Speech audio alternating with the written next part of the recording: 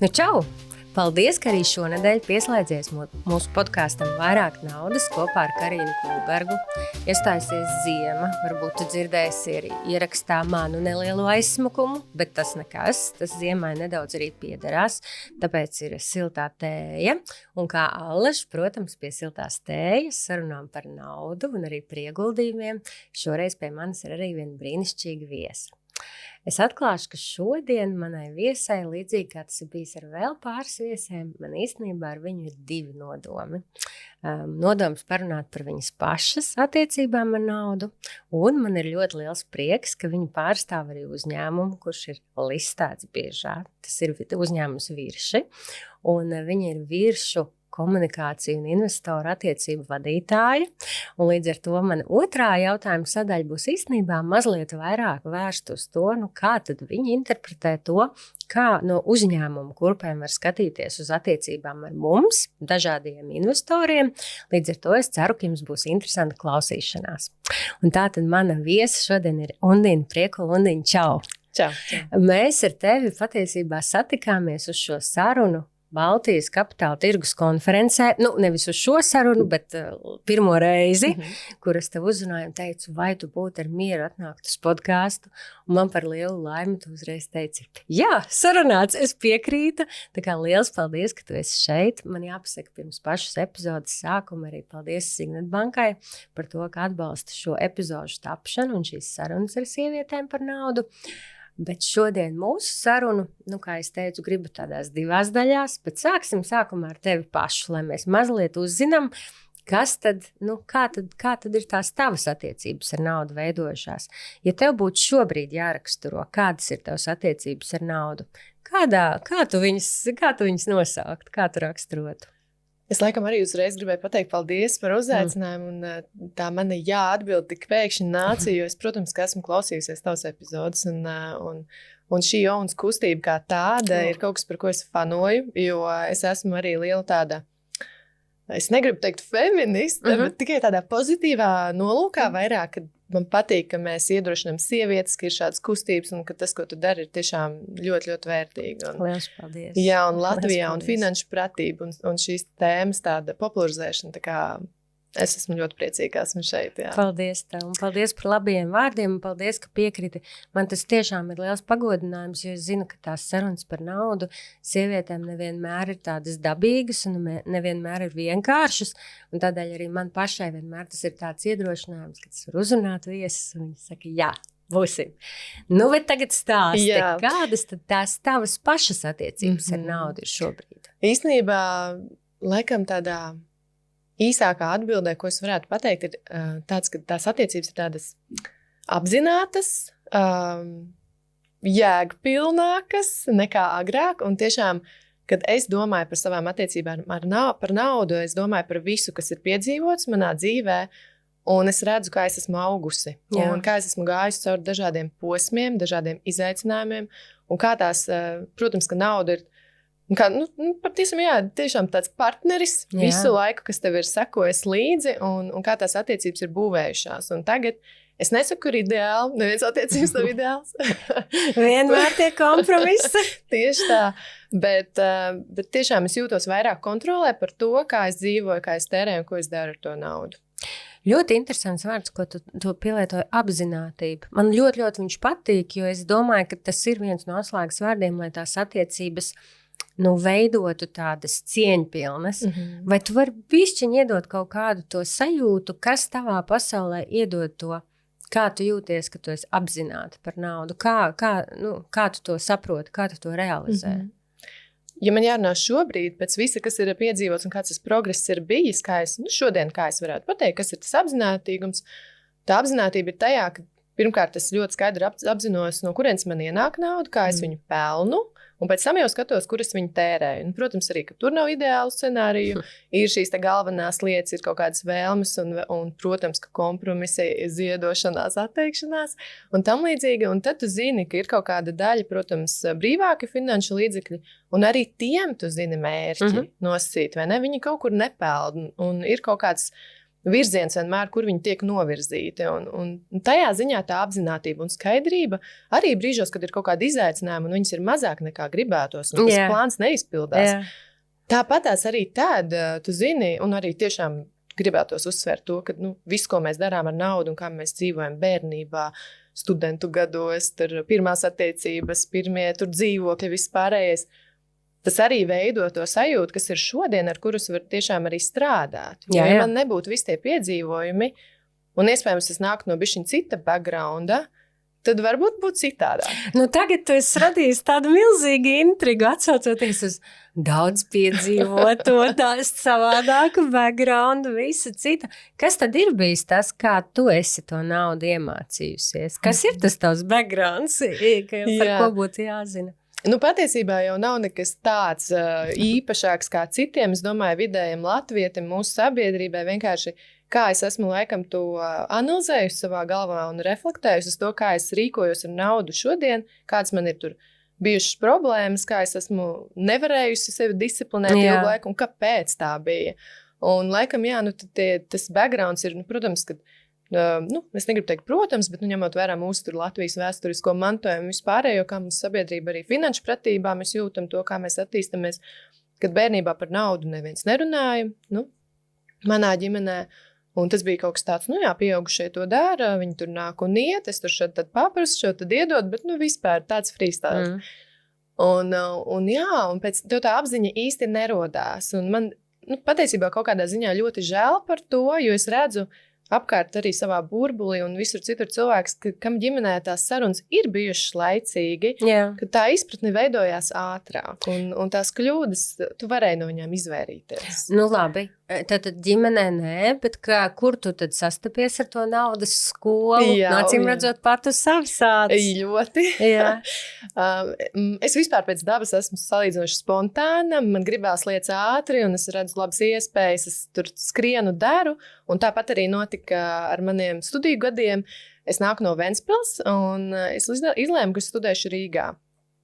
Man nebija nekāda uzkrājuma, nekāda tur plāna, bet es zināju, es gribu būt Rīgā, es braucu projām uz redzēšanos, es tur atrodu augstskolu, vispārējo tā laika puisis vēl bija, izdomājām dzīvosim kopā.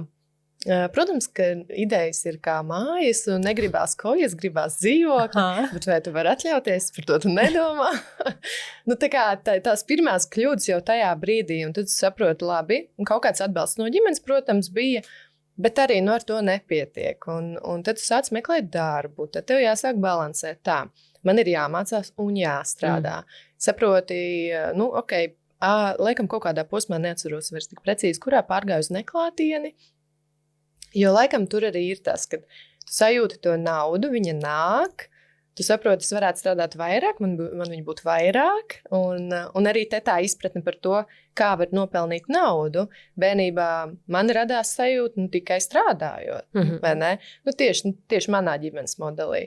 Un tad tu domā, vairāk strādās, vairāk pelnīs. Tas kaut kas tāds, par ko šobrīd mēs runājam un cīnamies tieši pret šo ideju patiesībā, kad vairāk nevienmēr ir tiešām vairāk, tu savu laiku vērtē un vispārējais. Tās pirmās kļūdas bija tajos studentu gados diezgan masīvi no tāda viedokļa, kad nauda nāca un priekš tā laika diezgan liela, kur viņa palika. Nav uzkrājusies. To neviens nezina. Tas bija diezgan tāds ļoti laba skola, kurai, piemēram, manam 7-gadīgajam dēlam, ja es tagad domāju, viņa nākotni, man atkal negribētos, lai viņš iet tam cauri.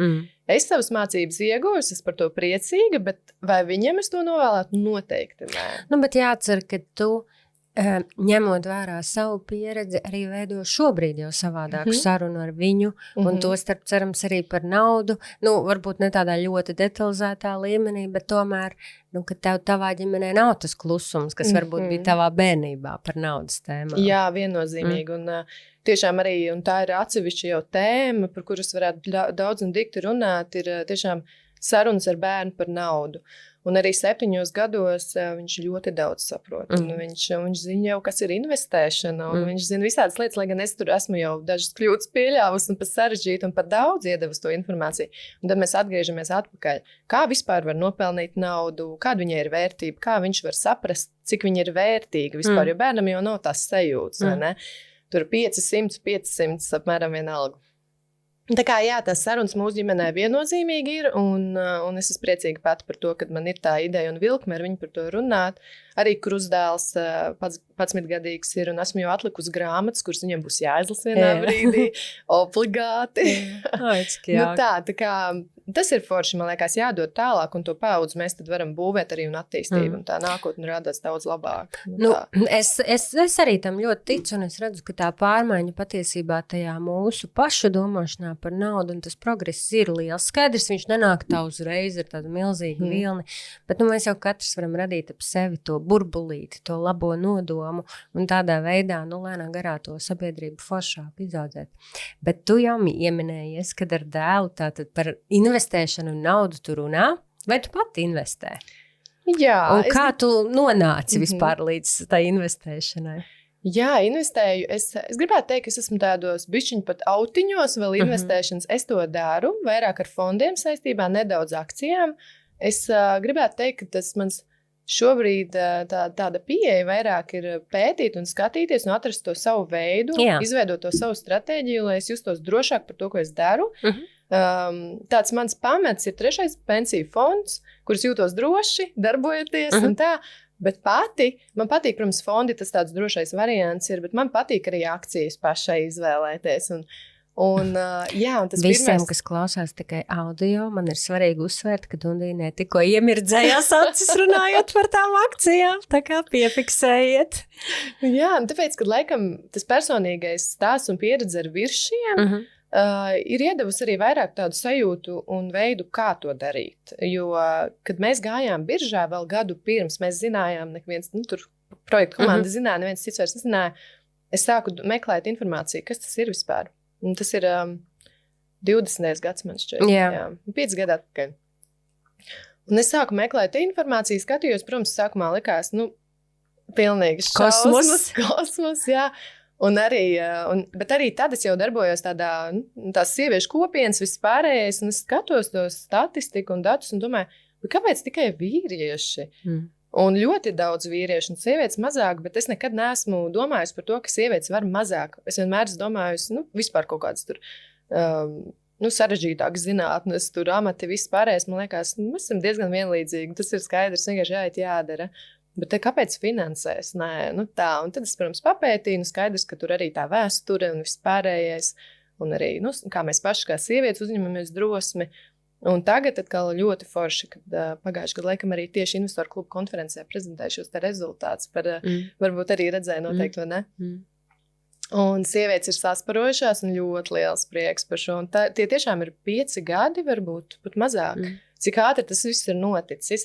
Un tāpēc, jā, es arī sevi varētu likt tajā pašā katliņā, kas ir aktivizējusies, bet, personīgi, laikam, jā, tas lielākais spēriens bija tāpēc, ka es strādāju tajā laikā jau viršos. Jā. Virši gāja biržā, un es sāku pētīt, kas tas vispār ir, jo, man būs jārunā ar investoriem par to, kā es varu runāt, ja es nezinu, par ko es runāju. Un tad tev tas bija tāds foršs pamudinājums, lai patiesībā arī saprastu to ieguldījumu pasauli vairāk, jā, kā tas vispār, kā tu no nulles to vari sākt darīt, ko tev pētīt, skatīties, lai gan tagad arī klausoties tur dažādas podkastus par investēšanu vai lasot grāmatas, pieredzes un stratēģijas ir dažādas, bet es kaut kā laikam esmu uz ceļa ar savēju, kas tomēr, piemēram, pati čekoju uzņēmumu. Es skatos tos rezultātus, es nesakoju līdz tikai līknei biržā, jo, piemēram, es arī no viršu puses uzreiz varu, zinu un skatos, es zinu, kā uzņēmums attīstās un cik stabils viņš ir un kāda ir ambīcija, bet tā līkne nesako līdzi. Tāpēc es uz citiem uzņēmumiem arī cenšos tāpat skatīties. Un tur apakšā kaut kas ir, varbūt vajag papētīt dziļāk. Un dot to iespēju. Ļoti labi. Un par viršiem mēs arī tūlīt vēl parunāsim. Man gan gribās vienu tādu mazu piezīmīt pateikt. Es domāju, tas ir super svarīgi, tas, ko tu dari, šobrīd saprast to, kas tev der tieši tavai ieguldīšanai. Jo tiešām man liekas, ka tik daudzi mēs dzirdam, ka ir tikai viens pareizais veids, un tas ir šis, vai arī tikai vēl viens cits pareizais veids, un tas ir šis. Bet dzīvē jau arī tajā investēšanā tās iespējas, viņas ir tik ārkārtīgi plašas, tas spektrs, kāds investors tu var būt, ir tik ļoti, ļoti plašs. Man liekas, ka tomēr tas svarīgais atcerēties, ka tām investīcijām ir jābūt nevis droši vien tajā dzīves identitātes centrā, bet tam ir jābūt izveidotam tā, lai tas sakrīt ar tavu dzīvesveidu, ar to, kā tu gribi, cik daudz tam laika veltīt, cik daudz pavadīt uz šo te analīzi, vai arī tieši nepavadīt, cik daudz tu gribi tos ekstra procentus nopelnīt, ja, kur varbūt tu saki, ir ok, es gribu būt super pasīva un es varu samierināties ar to, ka varbūt es nenopelnīšu visas augšas un lejas. Tā kā man liekas, tas īstenībā priekš manis arī atskatoties, priekš manis kā investors izgājis, man liekas, kaut kādiem tādiem, es pat savos postos esmu minējis kādiem 4 dažādiem investoras cikliem cauri, un tie visi ir bijuši baigi interesanti, jo viņi saistās arī ar to, ka tu tā kā sevi iepazīsti, bišķi vairāk, tu mēģini sev saprast, bet kāpēc man šitas dara, un kāpēc man tas nedara, jo arī es esmu līdzīgi kā tu, man arī ļoti patīk pašai skatīties, piemēram, uzņēmumu gada pārskatus, analizēt tos viņu datus, mēģināt saprast, kas tad tur ir. Un tad, kad man saka, ka tas baigi viegli iesūt visu mākslīgiem intelektam, un viņš to tā kā izmedīs, priekš manis man tas ir tāds tā kā desertiņš. Man tiešām ļoti interesē un īstenībā ļoti patīk. Bet vēl pēdējais īstenībā jautājums par tevi pašu, ko man gribās pajautāt, kādas ir tavas attiecības vispār ar ieguldīšanu Baltijas uzņēmumos? Vai to tu veic un to tu dari? Nu, es saprotu, viršos droši vien, jā, bet kā ir ar Baltiju? Tu viņu vispār skati kā tādu interesantu vidi, kurā investēt? Jā, patiesībā, īsā atbilde ir jā, tāpēc, ka es arī esmu tāda, man liekas, Baltijas tirgus advokāte, višķiņa sajūta ziņā, jo mēs par maz novērtējam, man šķiet, tos uzņēmumus, kas mums šeit ir un kas darbojās. Latvijā, protams, ir tādas, ir uzņēmumi, kuros var investēt un tam līdzīgi, bet Igaunija, piemēram, viņi skrien mums pa priekšu un tur ir ļoti daudz iespēju izpausties. Un tāpēc man šķiet, jā, mēs bišķiņ pa maz novērtējam Baltiju. Skaidrs, ka ģeopolitiskie notikumi jāņem vērā un, protams, ka tas tirgus ir bišķiņ, tas sentiments investoru arī ir piesardzīgāks un tirgus to jūt, un to mēs visi redzam un sekojam līdzi. Bet tajā pašā laikā mēs nevaram par to aizmirst, jo, ja ārvalstu investoriem tiešām, ja viņi izvērtē īpaši institucionāli un skatās, labi, Baltiju šobrīd nenogaidam, tad mēs paši iekšā esot varam to tirgu bišķiņu uzbūstot. Un man liekas, ka mums tas arī ir jādara, tie ir mūsu uzņēmumi, tā ir mūsu ekonomika, tā ir mūsu sabiedrība. Un tāpēc, ja mēs varam dot atpakaļ un tam nevienmēr jābūt milzīgās naudas summās. Mēs varam būt klātesoši un testēt, skatīties. Un tas arī man šeit palīdz iedot tādu, labi, te jau arī cilvēki sadalās auditorijās, kam der, kam neder, kam patīk un nepatīk pētīt tos uzņēmumus. Bet, piemēram, mēs paši varam sekot līdzi, kas notiek mūsu kaimiņu valstīs, kas notiek Latvijā, kas vada tos uzņēmumus, kādi ir tie cilvēki. Mēs dabūjam vēl papildus informāciju. Man personīgi tā vienkārši vienmēr tāda vilkme kaut ko uzzināt vairāk, un es tur burtiski barojos no tās analīzes. Bet jā, iespējams ir cilvēki, kam tas neinteresē. Tā kā, es teiktu, jā. Jā. Labi, pievēršamies mazliet vairāk saprast tās uzņēmuma kurpes ar to iziešanu biržā. Kā tu pat teiktu, jo tu biji klātesoši arī, kā tu minēji, gan gatavojoties šim te sākotnējam publiskam piedāvājumam, gan iziešanai biržā, gan, protams, joprojām tu strādā uzņēmumā virši, un ko man gribās tev pavaicāt, kā tu redzēji, kas bija tāda būtiskākā izmaiņa priekš uzņēmuma paša, jūs strādājāt iepriekš, jūs strādājat šobrīd, it kā biznes, ko priekš jums nozīmēja arī iekšēji šī te pārmaiņa iziet publiskajā tirgū, kļūt par publiski kotētu uzņēmumu. Kā jūs to izjutāt? Jā, tas bija liels piedzīvojums. Tā bija ļoti laba pieredze man personīgi. Es domāju, arī visiem, kas bija projektu komandā un visām aģentūrām, sadarbības partneriem. Bet kā uzņēmums kopumā, tās bija ļoti liels pārmaiņas.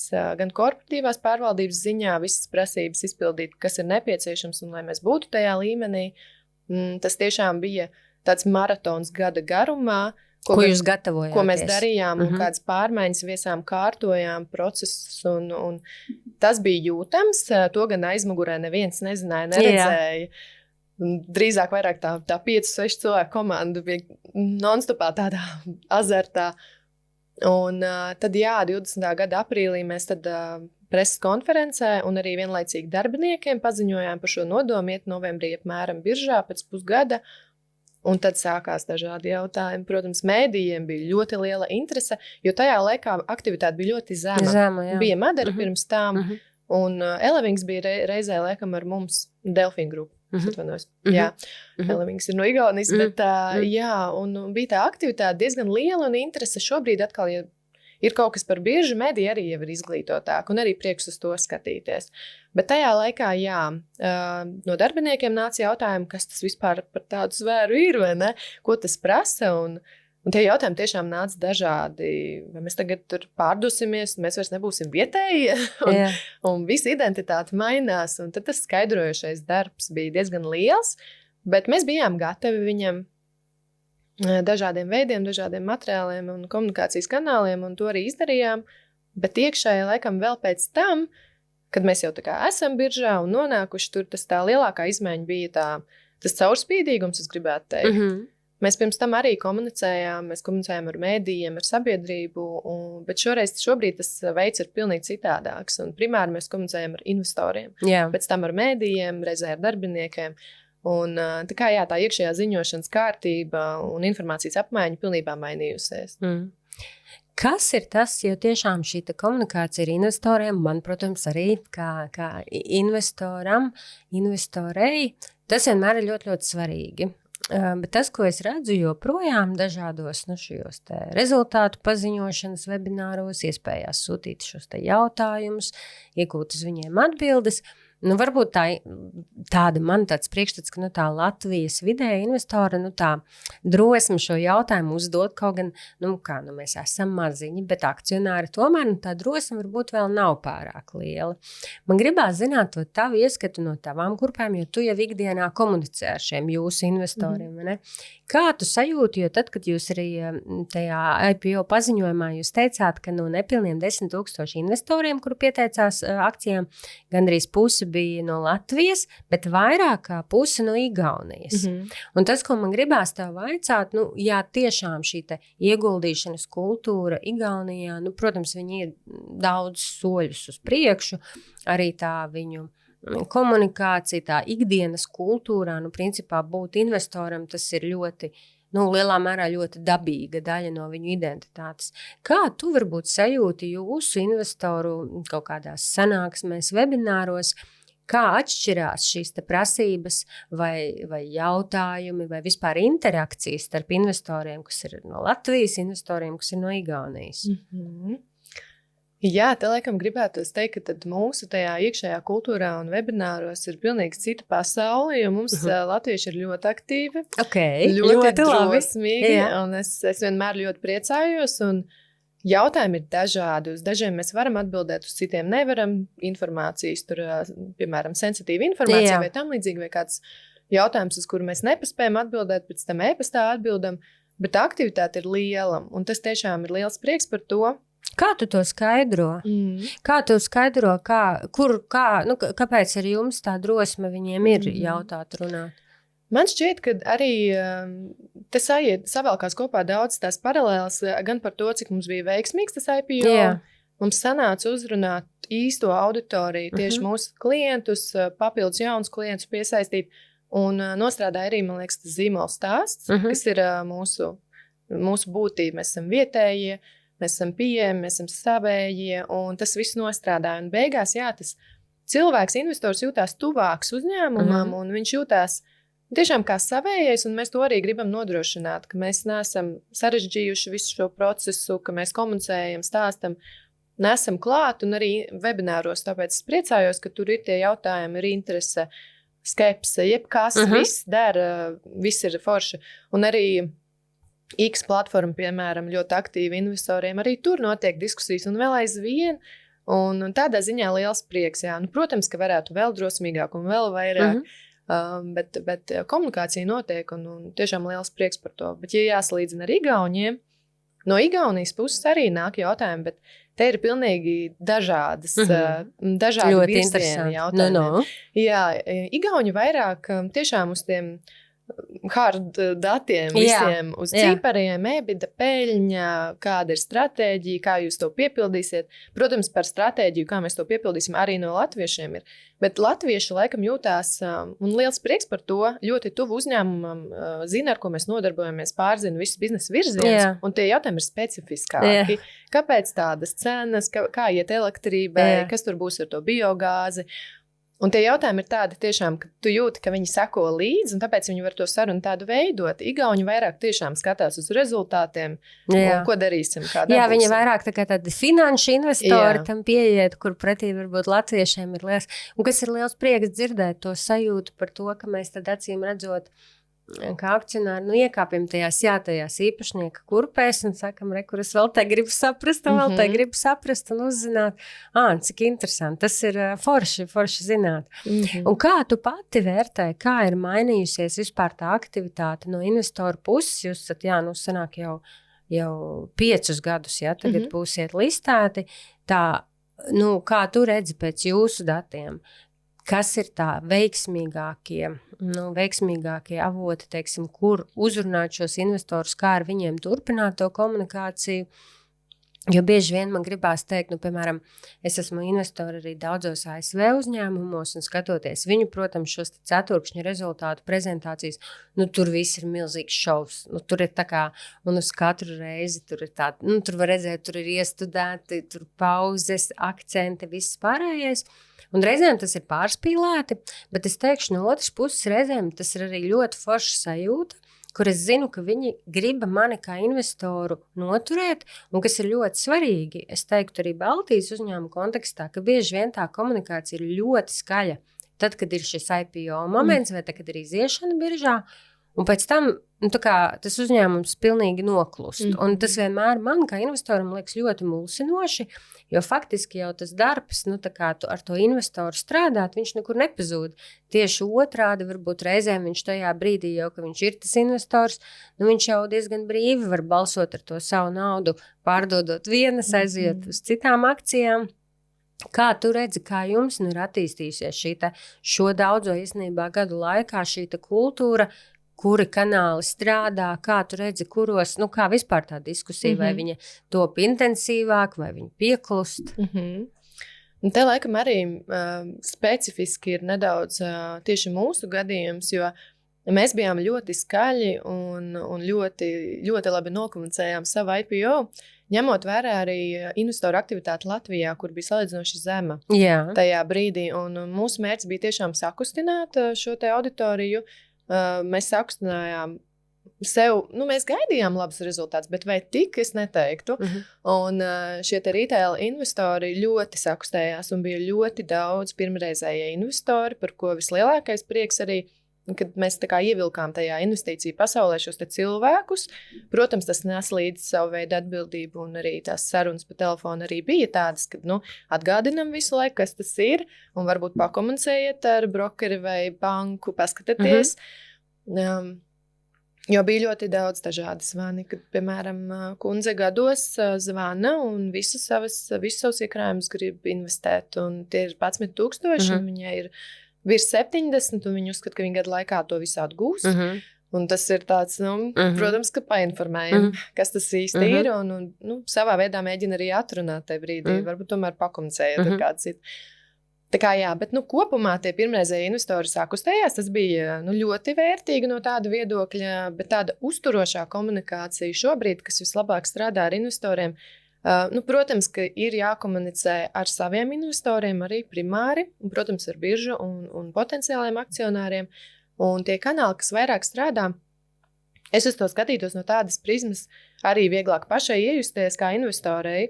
Es negribētu 10 dažādas kanālus, kuras saņem informāciju par katru uzņēmumu. Tam nevienam nav laika. Protams, ka vecais klasiskais e-pasts, un līdz ar to mēs ievācam atļaus, ka mēs varam komunicēt. Vispārējais man strādā ļoti labi, ka es saņemu paziņojumus par šo te uzņēmumu. Ja uzņēmums nesūta newsletters, mēs sūtam, bet ja, piemēram, nesūta, tad ik pa laikam atgādināt saviem investoriem, ka var pieteikties biržas ziņām, un tas arī ļoti palīdz par katru uzņēmumu. Tur paziņojumu, ka tev atnāk e-pastā tomēr tā ziņa. Zinu, ka ir vesela kaudz investori, kas to neizmanto, bet tā tiešām ir ļoti opcija. Tā ir ļoti ērta opcija, jā. Un, protams, arī viss pārējais ir noteikti jābūt attīstītam labam webam, investoru sadaļai mājaslapā. Ja kādam ir laiks tur iet un skatīties, bet vismaz tu zini, kur pameklēt, paskatīties vēlreiz pačekot datus, jo no tāda viedokļa iet visu laiku Nasdaq lapā un skatīties katru ziņojumu arī nevienam nav laika. Un tas tad tīri tādiem paziņojumiem. Tāpēc, jā, es gribētu teikt, ka newsletteri un investori webināri no tādas klasiskās komunikācijas pat tiešām arī strādā Latvijā un tieši ar mūsu investoriem. Un, protams, ir jābūt arī ikdienā atvērtiem un jākomunicē un jāatbild un jāceļ klausuli un jārunājās. Tādu problēmu arī nav. Un tādā ziņā, jā, protams, ir arī klusāki periodi, bet gribētu tiešām arī aicināt investorus turpināt būt aktīviem un uzdot gan mums, gan citiem uzņēmumiem jautājumus. Skaidrs, ka kaut kādas sensitīvas lietas mēs nevaram stāstīt vairāk kā citiem, bet ja tomēr ir kaut kādi jautājumi par jaunu biznesa virzienu vai tam līdzīgi, man liekas, ir ļoti vērtīgi izmantot to iespēju, ka mēs tiešām esam tādi maza tauta, maza valsts, bet mēs varam būt tuvu tam uzņēmumam. Un tu vari tā bišķiņu prognozēt, kas ar tavu naudu notiks. Un šo gadu laikā tu redzi, ka tā palielinās, teiksim, tā dalība webināros, vai tur ir lielāks newsletteru saņēmēju skaits. Jo es domāju, ka man personīgi liekas, kā mēs baigi ilgi arī bieži vien atliekam to lēmumu par investēšanu, domājot, es sākšu investēt tā, ka es visu perfekti sapratīšu. Un tāds laiks, protams, gandrīz nekad neierodās, un reizēm ir, godīgi sakot, jāsaņem tā drosme un vienkārši jāspēr tas pirmais solis, jāuztais tas pirmais ieguldījums. Un tad tas, ko es esmu redzējis gan pati pēc sevis, gan pēc savām klientēm, gan pēc, teiksim, grupās, ar kurām es strādāju, ka bieži vien tieši tā pieredze būt, un tas nenozīmē, ka vajag visu savu, teiksim, pensijas uzkrājumu ieguldīt vienā uzņēmumā, bet pat ejot pa solīšiem, ka tā pieredze, ka tu kļūsti par to investoru, tu patiesībā vari ļoti daudz mācīties līdz ar šo te investīciju. Un tad svarīgi, protams, līdzdarboties un piedalīties un saprast, hei, kāpēc ir kaut kāds paziņojums, tad akcijas vērtība pieaug vai krīt, vai tu redzi, ka šo gadu laikā, kuru es gribētu teikt, to pēdējo gadu laikā, kur tā, man liekas, tā investoru kopējā izpratne ir krietni palielinājusies Latvijā, un es domāju, ka viņai vajadzētu lēnām augt un attīstīties, vai tu redzi to arī jūsu pusē, ka tie jautājumi paliek vairāk, vai viņi paliek komplicētāki, vai viņi paliek vairāk tā kā par tēmu, kā tu šo dinamiku redzi? Un tā viennozīmīgi arī ir, to var just tieši par jautājumu tādu būtību. Sākumā viņi bišķiņ tā kā vairāk taustījās, un pirmajā webinārā, kas vispār bija par paziņojumu, ka ejam biržā, arī ļoti labi atceros, un ir tā, ka tie jautājumi ir auguši, no tāda viedokļa, viņi ir komplicētāki, viņi ir tādi specifiskāki, un tieši par uzņēmumu darbību, un, protams, dažādi visādi, bet kopumā tā bilde ir tāda skaidrāka, par ko ir runa, un aktivitātēm. Es gribētu teikt, ka lielos vilcienos nav mainījusies, jo viņi jau no pirmās dienas bija ļoti augsta. Gluži vienkārši gan jau tāpēc, ka mēs jūtamies un esam tik tuvi ar to klientu un investoru, ka tu vari. Tātad virši investoru webinārs pieslēdzamies fonā, paklausamies, ir kāds jautājums uzdodam, un tā aktivitāte tiešām ir liela. Jūs, starp citu, esat saņēmuši 23. gadā Nasdaq Baltica Awardu par labākajām investoru attiecībām First North akciju tirgu. Kā tu pati raksturotu, jo patiesībā katrs uzņēmums, bet tas arī ļoti interesanti kā investoram, ka katrs uzņēmums mazliet savādāk veido tās attiecības investoram. Ir kaut kāds, protams, tāds playbooks, tā kā pareizā grāmata, pēc kā daudz vadās, citiem sanāk autentiskāk, citiem sanāk varbūt tā ļoti, ļoti formāli, bet kā tu teiktu, kā tad jūs atšķiraties? Arī šis te balvu droši vien apliecina to, ka jūs darat kaut ko savādāk, vairāk, labāk. Kas ir tas, kā tu raksturotu, par ko tā balva, kādēļ investori saka, ka viņiem dara šī komunikācija? Jā, vispār zinot arī tās balvas tādu aizmuguri, kas tur tiek vērtēts un viss pārējais. Protams, ka tur ir gan korporatīvā pārvaldība un visas pārējās lietas, kas ir tiešām noteikumos arī bet mēs nemaz negaidījām to balvu, mēs nezinājām, ka mēs viņu saņemsim, mēs tam strateģiski nepiegājām, un tas bija pats lielākais pārsteigums, un no tāda viedokļa arī ļoti foršs tāds novērtējums par padarīto darbu, ka mēs jutāmies tā, ka, mēs esam uz pareizā ceļa, ir izdarīts darbiņš labi, un to arī novērtē un arī var redzēt, un es teiktu, jā, ka tagad, atkal atskatoties uz to laiku, ko mēs tajā pašā sākumā darījām, mēs visam tiešām piegājām. Es gribētu teikt, ka mēs visam tā pieejam ar tādu lielu ambīciju izdarīt maksimumu un vēl vairāk un bez nekādām atlaidēm. No tāda viedokļa mēs visi esam ļoti azartiski uzņēmumā un mēs tam piegājām arī šādi. Un es gribētu teikt, jā, ka tur gan jau arī vainagojās šie te panākumi, un jā, mēs uzreiz, protams, bija plāns gan par saziņu ar investoriem, kā to darīsim, cik bieži, lojalitātes programma ir ļoti svarīga. Un tas arī investoriem notiek no investoru puses, bet tieši par balvu runājot, jā, visticamāk korporatīvās pārvaldības sakārtošana, visa komunikācija, pats produkts un arī veiksme IPO rezultātos, jo mēs sakustinājām šo te investoru kopienu, tas viss rezultējās šajā te balvā, par ko esam ļoti priecīgi. Kas tev pašai ir bijis lielākais pārsteigums vai atziņa par investoriem Latvijā vai Baltijā no šī laika, kur tu jo tu strādā tādās interesantās kurpēs, tu redzi tādā ļoti praktiskā veidā, kas ir uz šī viena uzņēmuma, teiksim, pamatu uz vienu uzņēmuma akcijām. Kas varbūt ir tavi kaut kādi, nezinu, lielākie pārsteigumi šo gadu laikā par to, kādi ir tie investori? Laikam šeit arī jāsaka par to izaugsmi. Es negribētu teikt, ka es esmu pārsteigts, es vienkārši esmu patīkami pārsteigt, sekot līdz, kā šī kopiena attīstās. Un arī ejot uz investoru klubu pasākumiem un skatoties vispār, kā šis virziens un finanšu pratība attīstās. Un laikam tas vairāk ir tāds, cik tu ātri vari redzēt tomēr, ka tie gadi summējās un kur mēs esam nonākuši kaut vai 5 gadu, piemēram, robežās.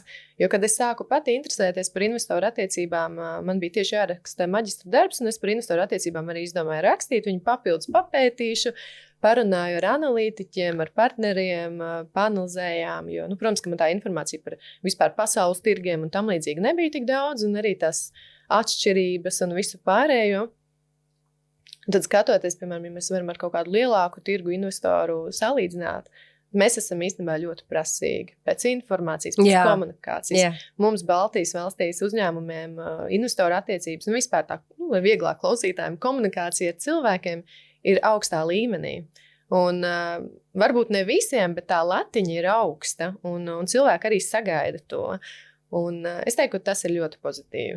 Tas ir absolūti pozitīvi. Man reizēm gribētos, un es tev piekrītu, tā prasība ir tikpat augsta jums, cik savā ziņā, es nezinu, Apple'am vai Microsoftam, godīgi sakot, uz tādu, kā veiksmīgi nokomunicēt savu stāstu.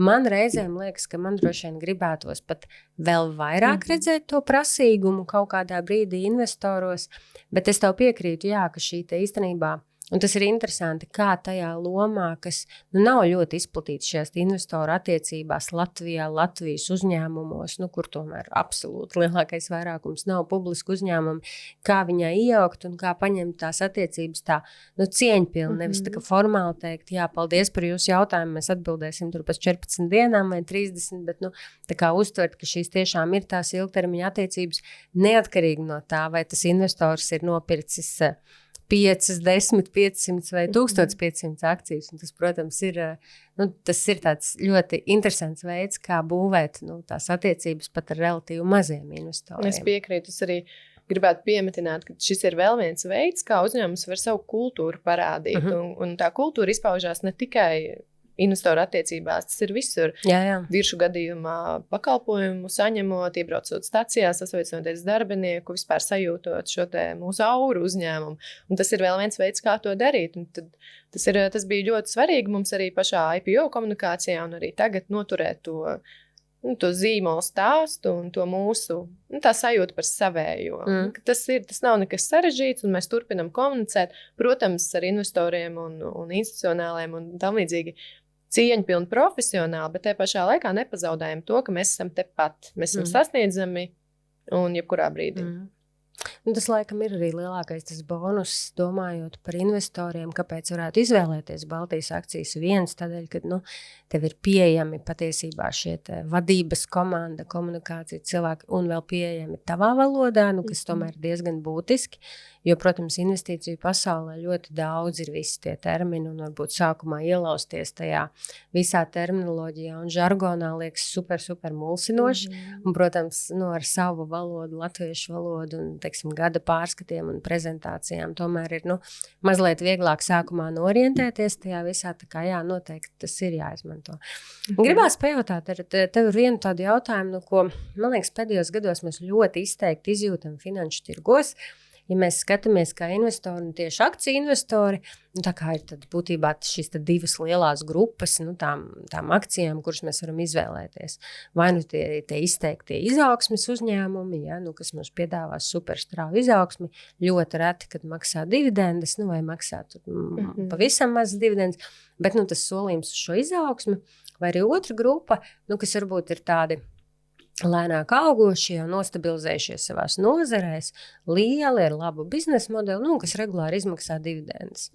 Un kaut kādā mērā tajos pēdējos gados nu, mēs esam bijuši pasaules finanšu tirgos nu, ļoti daudz pieredzējuši tieši šo te straujo izaugsmes uzņēmumu, nu, tādu uzvaras gājienu. Ja? Un ļoti esam kā investori, manuprāt, tādā pozīcijā šobrīd, kur mēs esam ļoti izsalkuši redzēt visu laiku šādu diezgan strauju izaugsmu. Un mana interpretācija par daudziem no Baltijas uzņēmumiem, kuru akciju, teiksim, vērtībā varbūt nav tik strauji pieaugums vai varbūt pat ir kritums, ir zināmā mērā nu, tā sadursme starp to, nu, kas ir kaut kāda tāda realistiska šim, tirgumu, piemērota varbūt tāda ilgtermiņa izaugsme un starp to mūsu ekspektāciju. Un par cik mēs visi varam faktiski izvēlēties, vai tas būs Baltijas uzņēmums ar lēnāku izaugsmu, vai tas būs, Nvidia vai kas cits, tad, protams, mēs viņus ļoti praksē arī salīdzinām. Vai tu sajūti šo te kaut kādu, es gribētu teikt, zinām to spiedienu uz to straujo izaugsmi, jo vismaz tie Baltijas uzņēmumi, kuros arī es pati esmu ieguldījis, vairākiem no viņiem es redzu, ka tieši šis investoru lielais spiediens uz izaugsmi ir tur. Tās idejas, varbūt, ko uzņēmumi dara, ir ļoti labas, ļoti pārdomātas, bet tā izaugsme tik strauji nesako. Vai tu sajūti šo dinamiku? Es gribētu teikt, jā, ka es no tādu investoru viedokļa vairāk, no mūsu investoru viedokļa vairāk sajūtu interesi par šiem jautājumiem, bet te atkal tāds laikam skaidrojošais tiešām darbs vairāk par to, ka, no kā veidojās mūsu tirgus un kā veidojās tās cenas un kāpēc viņš šobrīd tik aktīvi nerezonē un arī nekad īstenībā nav rezonējuši ar tiem notikumiem. Piemēram, ja mēs būtu lielākā tirgu un mēs augtu tā, kā mēs šobrīd augam, jo pēdējos no 18. gada viršiem, ja paskatāmies finanšu rezultātus, mēs esam auguši un turpinam augt nepārtraukt. Protams, izaugsme bijuši straujāk šobrīd nedaudz lēnāka, un arī finanšu cilvēku uzreiz arī sapratīs, ka izaugsme nav bezgalīga, un kaut kādā brīdī būs tā stagnācija, bet tad jāskatās arī, kāpēc un kādi ir tie uzņēmuma stratēģiskie mērķi. Un šeit tiešām tas skaidrojošais darbs, kāpēc es arī iesaku nākt uz webināriem un klausīties, ko valsts priekšsēdētājs, finanšu direktors stāsta par to, ka mūsu darbības pēdējos gados ir diezgan skaidrs un arī stratēģija, un mēs viņu pildam stabili, plānveidīgi, ņemot vērā, ka, piemēram, ne iepriekšējais, tagad jau iepriekšējais 24. gads, mums bija ļoti liels investīciju gads. Skaidrs, ka šīs investīcijas atpelnīsies ar laiku. Un mūsu stratēģijā, tuvākie 2-3 gadi. Un tad, attiecīgi, protams, jāpagaida. Bet arī ar cerību, ka ģeopolitiskā situācija iespējams mainīsies, un tad tā sajūta par tirgu būs pozitīvāka. Un tas tomēr viss ir ļoti komplicēts tāds komplicēts temats, bet ja, piemēram, mēs skatāmies tikai pēc tirgus, tad mēs nevaram būt pozitīvi īsti, vai ne, jo mēs skatāmies, ka tikai krīt un viss ir sarkans, bet arī cik sarkans skatāmies un cik dziļš tomēr. Bet te pašā laikā, ja mēs pētam atsevišķu uzņēmumu un viņa darbības un viņa rezultāts un redzam, ka tomēr tā izaugsme ir, bet biržā mēs to neredzam, es kā investors jūtos stabili un droši, tāpēc, ka visticamāk, ka viņa sekos, viss tur saņemsies, jo rezultāti paši par sevi parāda to, ka uzņēmums ir stabils, ar peļņu un visi rādītāji kāpj. Tāpēc, tāds ir skaidrojošais darbs. Bet kā jūs paši skaidrojat, tā kā arī jūsu akcijai skaidrs, ka pēdējais laiks ir bijis diezgan izaicinošs. Un jā, tu jau minēji, kad ir vērts pieslēgties, noklausīties šo stāstu, bet kā jūs paši skaidrojat, vai tā tad ir šī nepacietība, lai ātrāk parādās šo veikto ieguldījumu rezultāti, vai kā tu teiktu, kas vēl ir tā pamatā, kāpēc mēs redzam, ka tā akcija cīnās ar to vērtību un pēdējie gadi viņai nav bijuši tādā performancē pārāk labi? Es teiktu, jā, ka tā ir tāda kopējā tirgus tendence šobrīd, ka mēs bišķiņ to stagnāciju redzam un vairāk no tāda Es nevaru uzņēmumu vārdā šo komentēt, visticamāk, bet es pati kā investori uz to skatos tiešām tā piesardzīgi. Un skaidrs, ka tā atbilde, protams, mēs gribam, lai mums viss ir zaļš, bet tas nekad nenotiks. Visticamāk, varbūt cerams, bet tāpēc arī tā diversifikācija ir atbilde visticamāk, vai ne? Mēs visu neliekam Baltijā, mēs skatāmies tomēr, sekojam līdzi, protams, mēs atbalstam savējos, bet, mēs kā investori arī skatos uz notikumiem apkārt, un es saprotu, ka es nevaru gaidīt brīnumus šobrīd, jo mēs esam tādā nedaudz nezināmā situācijā, tieši ģeopolitiski, piemēram. Bet no uzņēmuma skatu punktu, protams, nekādu uztraukumu nevajadzētu būt. Tā, ja es pārslēdzos. Forši, paldies tev par to skaidrojumu, jo man liekas, ka es arī nesen tiku aicināta uzrunāt vienus potenciālos nākotnes emitentus par to, kā privāti investori jūtās un ko viņi sagaida, tad, kad uzņēmumi aiziet šajā sākotnējā publiskā piedāvājumā un tirgu. Un tad šis bija viens no jautājumiem, ko es arī tādā savā uzrunā minēju, ka man liekas, ka te ir ļoti svarīgi, ka visu laiku ir šis stāsts. Galu galā mēs jau gribam būt akcionāri kādam, kurš ir veiksmīgs, kurš ir apzināts, kuram ir tas plāns, kā izaugt, un ja viņam nav vairs plāna, kā strauji augt, tad ir jāmaksā ārā lielākas dividendes. Tur ir jābūt vienam vai otram, bet ja nav ne izaugsmes, ne dividendžu, tad droši vien mums ir jāstāsta kaut kādā citā virzienā, kur investēt.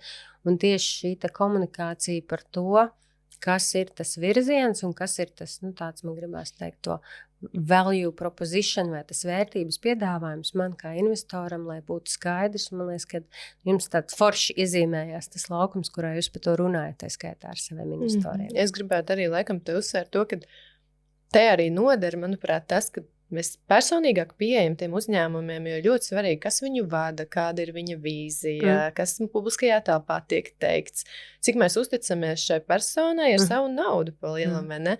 Un tad, piemēram, arī Viršu gadījumā skatoties, tiešām sekojot līdzi tos mūsu ilgtermiņu plānus. Protams, ja mēs biržā paskatāmies cenas un neko dziļāk neiedziļinamies, tad varētu rasties tāda nedrošības sajūta. Bet, ja sekojam līdz šai izaugsmai, kas, piemēram, pirms pāris gadiem mēs vēl bijām tikai degvielas uzņēmums, un tagad mēs esam jau enerģētikas, tirgojam elektrību, mājsaimniecībām, biznesiem, un šogad arī atklāsim savu biometānu rūpnīcu, kas ir ļoti, ļoti būtiski arī mūsu plānu izpildē un stratēģijai, un tuvākajiem gadiem tieši attīstības ziņā. Tad uzreiz ir skaidrs, šis ir stabili uz izaugsmi un ir ļoti liela nepacietība arī tādā ziņā sagaidīt, kas tur būs un kā tas rezultēsies. Protams, ka garantijas nav un ieteiktas neko nedrīkst. Bet zinot... Šis tiešām nav nekāds ieteikums. Mēs vienkārši šajā brīdī mans mērķis ir paskatīties, palūkoties no uzņēmumu kurpēm, no investoru kurpēm un tik tālu, cik mēs varam un drīkstam publiski par to runāt, šīs sajūtas un pieredzes salīdzināt. Tā kā, protams, šī nav rekomendācija ieguldīt viršos, šis nav kaut kāds konkrēts aicinājums investēt, bet drīzāk veids, kā mēs varam skatīties uz šo uzņēmumu, domāt par to, par ko stāsta viņu akciju vērtība, kā tiek komunicēti šie plāni un kāpēc vispār tas ir svarīgi mums kā investoriem. Labi, Undīna, man liekas, ka mēs esam izrunājuši tos jautājumus, ko es ļoti gribēju tev uzdot, bet manā podkāstā, protams, vienmēr ir mans mīļais noslēdzošais jautājums par ceļa maizīti tādām domām par vairāk naudas podkāsta nosaukumu.